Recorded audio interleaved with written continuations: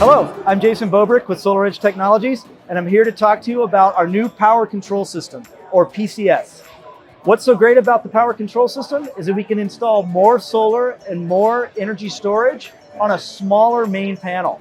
The way that works is we have an integrated system in our home hub inverter that manages the current that goes into and out of the main panel.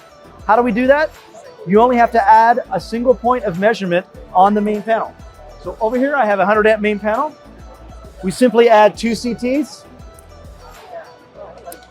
Using those, we can monitor the energy that goes into and comes out of the main panel, and we can make decisions on how to manage that current in the main panel.